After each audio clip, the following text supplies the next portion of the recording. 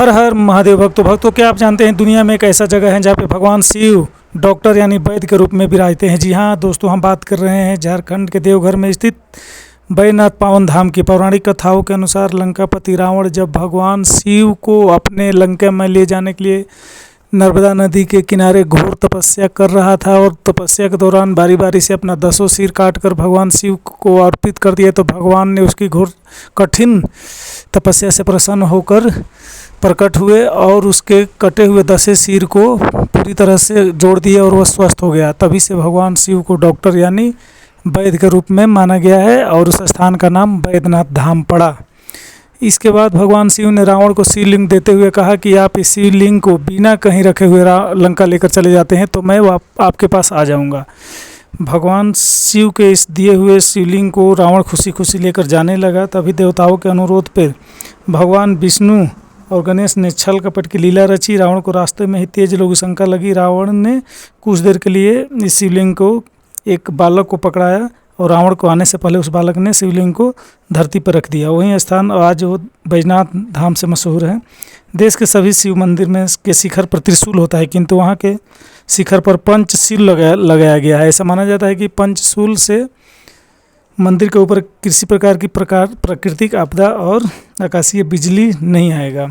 शिव और पार्वती मंदिरों के बीच लाल धागा से इसी पंचशूल के माध्यम से ही बंधन बांधा गया है।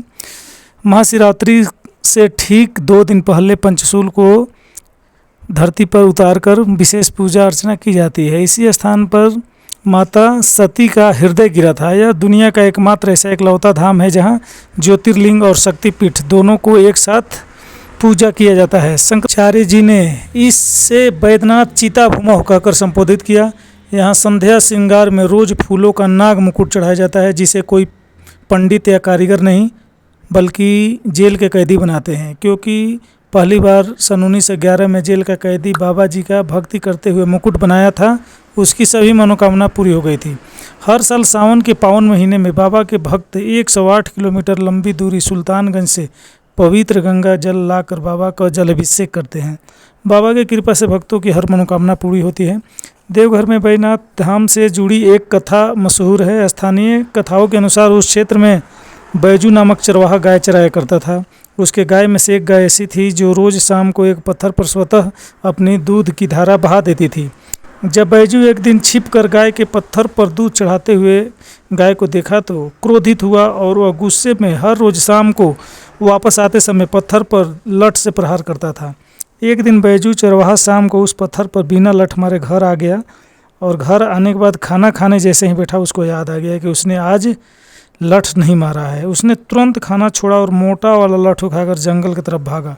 जैसे ही लठ पत्थर पर मारने के लिए उठाया, भगवान भोलेनाथ बैजू के इस अनूठे समर्पण और भोलेपन से प्रसन्न होकर बैजू को साक्षात दर्शन दिए और वरदान दिए कि आज से इस स्थान को तुम्हारे ही नाम बैजू यानी बैजू धाम के नाम से जाना जाएगा।